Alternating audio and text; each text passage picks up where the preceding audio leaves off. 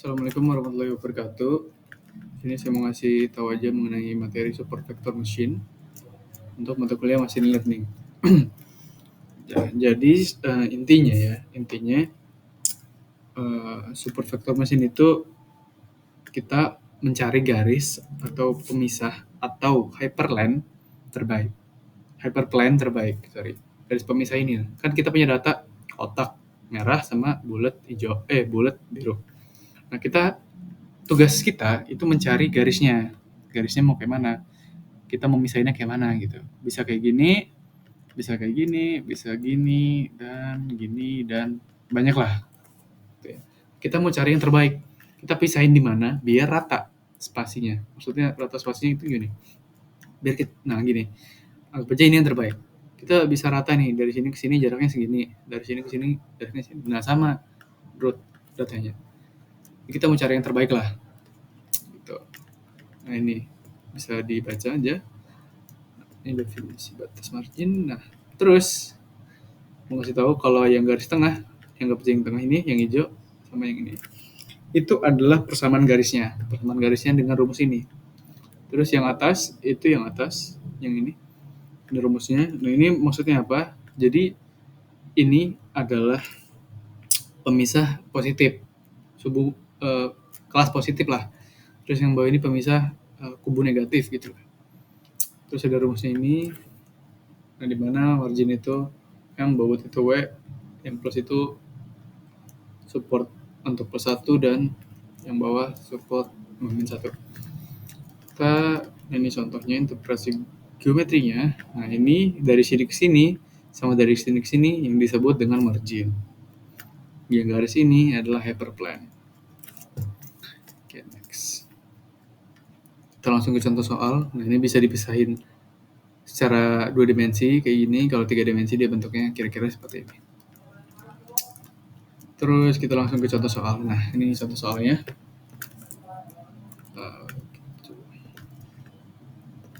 Oke. Nah, jadi kita di sini punya contoh seperti ini. Nah, ini contoh. Nah, ini kalau divisualisasiin dari data ini kira-kira seperti ini. Nah, sekarang tugas kita tuh mencari garis terbaik. Atau garis pemisah terbaik. Gitu. Nah, ini contohnya kita punya data ini dan visualisasinya. Nah, karena kita cuma punya 2 fitur, maksudnya fitur itu yang atas ini. Kita cuma punya X1 sama X2. Nah, kita juga nanti akan punya 2 W. Maksudnya W itu bobot. Berarti bobotnya W1 sama W2. Nah, formulasinya ini formulanya. Terus, nah syaratnya inilah formula buat untuk meminimalkan nilai. Nanti kita coba untuk bedah gimana cara penggunaannya. Nah, ini ada syaratnya. Jadi syaratnya itu seperti ini. Jadi ini ingat ya. Ini YI nanti dikali dulu ke dalam, ini juga dikali ke dalam. Nanti kita coba expand untuk rumusnya. Nah, gini. Setelah kita dapat, ya ini rumusnya dicatat aja. Nah, terus kita sekarang mau mulai mencari nilainya. Ini tetap dicatat seperti biasa. Nah, kita punya ini kan. Nah, kita dapat 4 persamaan. Kenapa? Dan dari mana? Jadi ini dari rumus yang atas ini rumus ini ya kan, sama kan? Nih sama. Nah, itu kita expand. Jadi karena kita punya 2 fitur, berarti kita ininya 2 kali, maksudnya W1 kali X1 tambah W2 kali X2. 2 kali lah. Kalau kita punyanya 3, berarti ini X1, X2, X3, berarti ada 3 ini ya. Berarti nanti sebelum di sini ditambah dengan W3 kali X3 gitu. Dan seterusnya. Terus gimana masukin nilainya? Jadi masukin nilainya sebenarnya cuma copy paste aja. Ya. Kita coba masukin nilai. Persamaan. Nah, di sini ada persamaan nih. Nah, ini kan kita punya Y-nya 1 ya. Ini kita ganti dengan 1 nih. Di sini kita ganti dengan nilai 1. Saya tulis di rumusnya Y W kali W1 W1 kali X1 tambah W2 kali salah kali X2 tambah B besar sama dengan 2. Kita tinggal masukin aja sih sebenarnya nilainya ke, karena kita punya 4 data, kita punya 4 persamaan. Kalau ada 5 data berarti 5 persamaan dan seterusnya. Nah, kita tinggal jawab nih. Jawab di sini. Nah, kita masukin nilai W-nya berapa? Nilai Y-nya berapa? Nilai Y-nya kan 1 nih. Untuk dapetin persamaan 1, kita perlu masukin nilai Y yang data pertama. Ini kan ada data 1, data 2, data 3, data 4. Kita masukin yang pertama dulu. Y-nya 1, kita masukin di sini ya. Y-nya 1, terus W-nya berapa? W-nya kan nggak tahu ya. W-nya nggak tahu. Terus X1-nya 1, berarti 1 W kali W kan. 1 kali W ke 1. Terus tambah berapa? Tambah W-nya nggak tahu. X2. Berarti X2-nya itu kan 2 ya. 2 kali 1 kali W2 plus B-nya berapa? B-nya tetap B. Sorry. Nah, ini kita kali nih 1 kali 1 W1 berarti kan nilainya W1 lah ya. W1 tambah 1 tambah 1 dikali dengan plus W2 itu kan jadi W2. Terus 1 dikali dengan plus B itu kan B. Jadi kita dapat persamaan satunya seperti ini. Lebih besar itu sama dengan 1.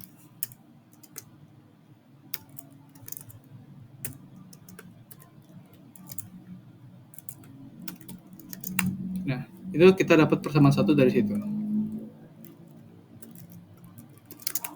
Persamaan 1. Terus persamaan 2. Kenapa kita bisa dapat minus B? Jadi gini. Ini tetap sama. Nah, ini kan nilai Y ya. Nilai Y dimasukin ke dalam sini, tapi untuk data 2. Berarti kan min 1 tuh. Nah, min 1 kali W1 kali X kan. X-nya berapa? X1-nya kita dapat punya 1. Terus W2 kali X2-nya itu min 1. Terus ditambah dengan B. Lebih besar sama dengan 1. Nah, kita kali nih. Kita kali. Min 1 kali W1 kali 1 min W1. Tambah. Min 1 dikali dengan plus W2 min 1 plus W2. Tambah. Min 1 dikali dengan plus B min B. Ini kan sebenarnya kayak gini tapi saya tulis min B aja ya. Lebih besar sama dengan 1. Begitu seterusnya sampai dapat 4 persamaan. Saya tulis dulu. Oke, nanti aja nulisnya. Kita udah dapat 4 persamaan kan ini. Nah, terus selanjutnya ini persamaan 3, terus ada persamaan 4.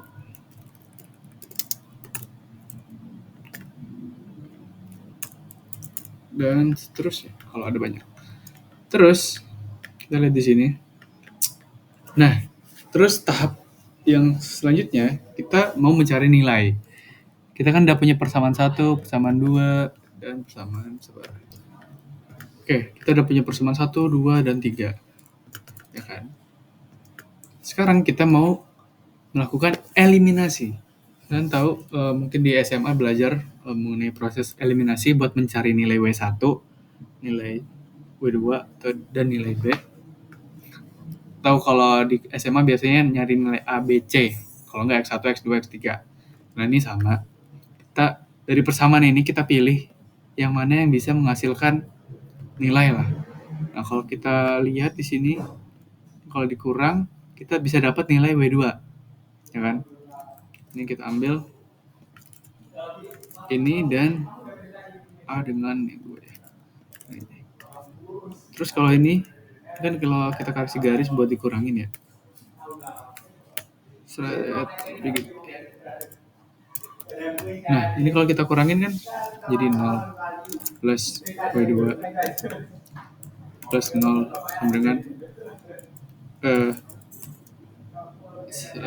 sama dengan 2 ya. Kan B sama dengan sama dengan 2. Ya kan? Ini ininya nggak ada ya. Inilah. Sorry, W2 plus W2 ya. Nah, ini kan kalau dibagi hasilnya W2 sama dengan 1. Jadi kita dapat persamaan dari ini yang persamaan 1 dan 2. Kalau kita eliminasi kita dapat nilai W2, yaitu nilai W2-nya 1. Terus terusin sampai kita dapat semua komponennya. Komponennya apa aja? W1, W2, dan B. Kita cari 3 nilai itu dan ketemu semua kan? Udah. Terus kalau udah ketemu semua, kita lanjut ke tahap 4.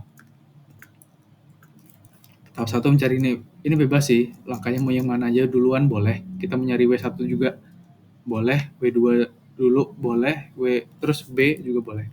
Terserah. Terus kita dapat persamaan hyperplane. Jadi kan rumus hyperplane, flashback sedikit ya. Sebentar. Nah, ini kan rumusnya hyperplane. Ini bukan kayak ini sih, sebentar. Okay. Jadi rumus hyperplane itu dia kayak gini sebenarnya. Kalau di versi singkatnya rumusnya itu WXI tambah B sama dengan 0. Ini rumus hyperplane. Tapi kalau kita expand jadinya W1 tambah W1 kali X1 tambah W2 kali X2 plus B sama dengan 0. Nah, ini kalau kita expand. Sekarang kita kan udah ketemu tuh nilai W1, W2, sama B. Kita tinggal masukin nilai WW-nya. X-nya biarin sekarang. Masukin nilai W. Nilai X dibiarkan. Kita kan mau nyari. Sekarang kita masukin nilainya. W1 berapa nilainya? W1 nilainya di sini aja. W1 nilainya 1. 1 kali X kan. 1 kali X1 berarti 1X1 plus. Anggap aja X1 ya. 1 plus. W2 nilainya 1 dikali dengan X2 berarti X2. Plus nilai B-nya. Lihat nilai B-nya min 1. Min 1 sama dengan 0. Sekarang kita misalnya mau ngambil persamaan X2 aja. Berarti X2 sama dengan plus 1 atau 1 min X1. Ini tinggal dipindah ruas ya. Jadi kita dapat persamaan ini. Terus, nah ini anggap aja ini data ujinya lah. Kita punya nilai X1. Nilai X1-nya kita punya min 2, min 1, 0, 1, 2. Nah, terus kita punya rumus X2 itu rumusnya ini. Nah, kita punya ini. Nah, sekarang kita tinggal masukin rumus nih. Rumusnya kan 1 min X1. Min X1 yang inilah. Nah, kalau kita sampai bawah. Nah, ketemu kan nilainya semuanya. Nah, terus kita tinggal kasih garis-garisnya. Jadi ketika ininya X min 2. Oh ya, di sini. Ini cuma garis saja. Kalau gitu udah. Ini contoh aja. Ini nilai contoh. Terus ini nilai dari nilai X2-nya lah. Terus kita coba ke data uji. Nah, data uji ini maksudnya buat apa? Buat testing aja. Kita memasukin data ini ke kelas mana gitu. Misal kita punya ini sama ini. Ya kan? Nah, karena kita punya rumus persamaan kita kan ini. Ini ya lengkapnya. Ini data dummy, ini dummy sebenarnya. Terus kita ngetes nilainya segini lah. Terus kita punya titik uji X1 sama X2. 1 min 1 0 min 9 2 min 2 0 7 45. Nah, kita masukin ke rumus persamaannya. Rumus persamaannya itu ini. Fx. Bukan fx sih. Oh iya, fx. Nah, tinggal kita masukin nilai-nilainya. Ketikkan ini tambah ini dikurangin 1. Nah, kalau misalnya nilainya positif atau nilainya lebih dari 1 atau sama dengan 1, berarti dia masuk ke kelas 1. Ini kelas 1 kan berarti yang ini. Kita ambil yang ini doang. Ini kan kalau lebih dari 1 berarti nilainya 1. Ini kan minus, berarti minus. Ini juga minus. Jadi kita dapatnya seperti itu. Ini garis visualisasinya lah. Gitu. Jadi kita udah tahu kalau hasil data uji dari sini dengan rumus persamaan ini kita bisa klasifikasiin kalau nilainya X1 1 sama X2-nya 5, berarti dia masuk ke kelas 1, berarti dia masuk ke kelas yang atas. Gitu. Udah, sampai sini udah selesai.